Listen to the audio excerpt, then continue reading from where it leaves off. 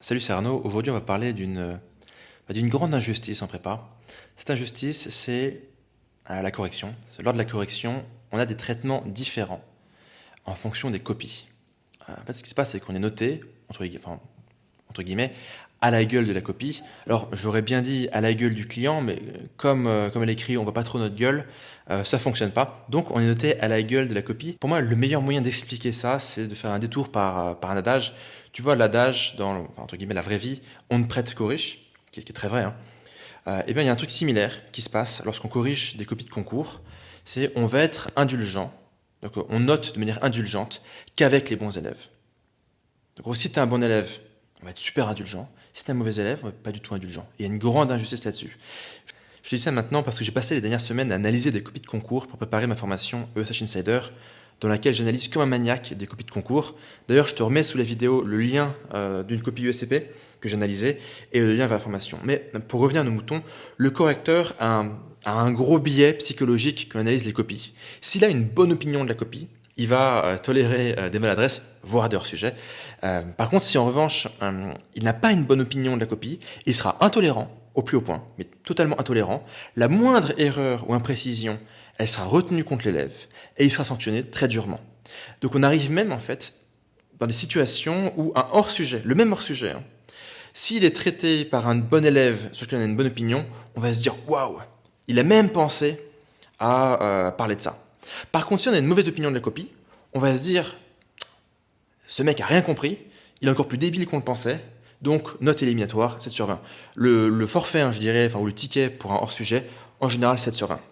Et vraiment, au fond, la différence entre ces deux jugements, c'est tout simplement l'opinion qu'il a de la copie. Alors maintenant, tu vas me dire, ok, c'est joli, mais comment le gars, il se fait une opinion? Bah, c'est très simple. Il se fait une opinion en lisant l'introduction. C'est un truc que je répète dans toutes mes formations, que ce soit plus 5 points, que ce soit la masterclass, que ce soit ESH Insider, je le répète à chaque fois, l'introduction est égale la note. Je répète, ton introduction, c'est ta note. Une introduction, c'est un truc qu'on nous avait appris ça à IPSUP, et Dieu sait que c'est vrai.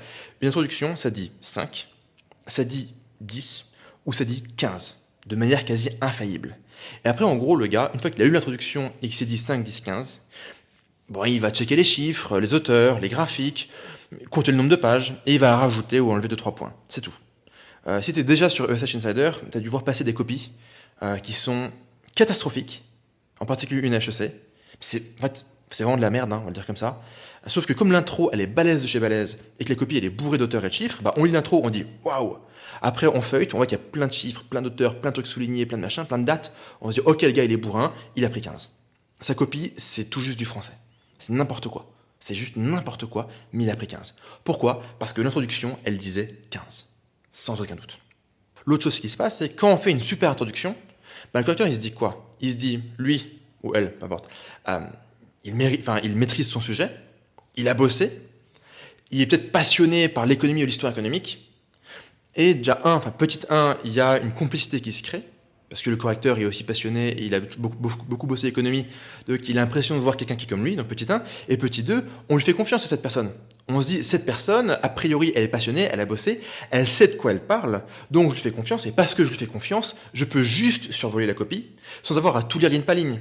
Parce que si elle est forte, et qu'elle me met ISLM, bon bah, j'ai compris qu'elle a compris ISLM, j'ai pas besoin d'aller vérifier, tu vois. Et donc du coup, il y a vraiment cette injustice qui se cumule où on dit mais voilà en fait la personne elle connaît, enfin elle est forte, donc si elle met ISLM, je vérifie même pas, je lui fais confiance. Alors que si les personnes on se dit qu'elle est pas forte et qu'elle met ISLM, on dit attention toi, est-ce que tu maîtrises vraiment ce que tu racontes? Et on va regarder. La pire chose qui puisse se passer, c'est que le correcteur commence à lire ta copie, ce que tu sois fort ou pas. Quand on commence à lire une copie, c'est là qu'on voit les maladresses. Et tout le monde fait des maladresses. Même les copies qu'on vainc, il y a des maladresses dedans. Et en fait, le but du jeu, quelque part, c'est que le correcteur ne lise pas la copie.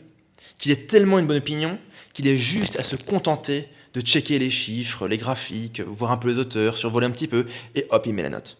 Parce que s'il doit commencer à lire, il va commencer à voir toutes les maladresses, et à s'énerver, et à être déçu. Voilà. Donc voilà, si tu veux, enfin, ça va être un petit peu académique, l'explication psychologique derrière ça, c'est ce qu'on appelle un biais de confirmation d'hypothèse. Un biais de confirmation d'hypothèse. Donc en psychologie, ou d'ailleurs même en économie comportementale, un biais de confirmation d'hypothèse, ça veut dire que le cerveau, il aime avoir raison. En fait, le cerveau, quand il remarque qu'il a eu raison, enfin, en fait, il libère la dopamine. Donc, en fait, quand on se dit, ah ouais, tiens, j'avais raison, je l'avais bien dit, hein, ça libère la dopamine, ça fait plaisir. C'est le même phénomène d'ailleurs qui se passe sur ton feed Facebook. C'est que Facebook sait ton opinion, sait ce que t'aimes, et va mettre que des informations qui vont dans ce sens-là. Et du coup, ça libère la dopamine. Ce qui fait qu'en gros, pendant la dernière élection américaine, si tu étais un fan hardcore de Trump, Facebook allait te montrer que des infos pro Trump, parce que du coup, ça allait libérer de la dopamine, et tu vas passer plus de temps sur Facebook, et comme tu passes plus de temps sur Facebook, tu fais plus de publicité et ils gagnent plus d'argent. Derrière le business model de Facebook, il y a le biais de confirmation d'hypothèse. C'est vraiment un truc qui est fondamental. Tout le monde s'en fout, hein, mais c'est fondamental. Donc, en écho, nous, il y a un biais de confirmation d'hypothèse qui est que si le correcteur, il se dit « cet élève est fort, aime l'économie et a bien bossé », eh bien, il va avoir tendance à rechercher et à survaloriser tous les arguments qui vont dans ce sens-là. Et même s'il voit des arguments qui ne vont pas dans ce sens-là, il va se dire « oui, bon, certes, mais voilà, il va donner plus de valeur aux arguments qui vont dans son sens et moins de valeur aux arguments qui ne vont pas dans son sens. » C'est vrai pour tout.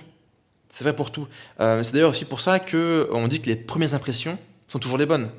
C'est pas le cas en fait. La première impression, elle n'est pas forcément bonne, elle n'est pas omnisciente. Mais comme le cerveau, il veut avoir raison, il va tout faire pour valider la première impression. Donc, il va survaloriser et donner plus d'importance à tous les arguments, à tous les signaux qui vont dans son sens. Et inversement, il va sous-valoriser, donner moins d'importance aux signaux, aux arguments et aux faits qui ne vont pas dans son sens. C'est ce qu'on appelle le biais de confirmation d'hypothèse.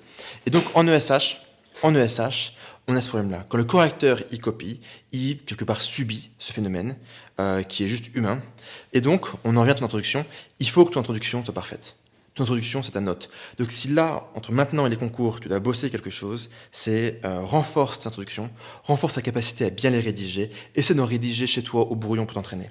J'en profite pour te dire que si jamais tu veux aller plus loin et que tu veux vraiment avoir mon analyse à moi sur des copies de concours, eh bien, je te rappelle qu'il y a la formation ESH Insider où j'analyse des copies en mobilisant toute mon expérience, certes d'élève, parce que je fais 3 ans en prépa, et toute mon expérience comme prof. C'est vrai que je compte plus, mais je crois que maintenant, je vais être quasiment ma 4e année.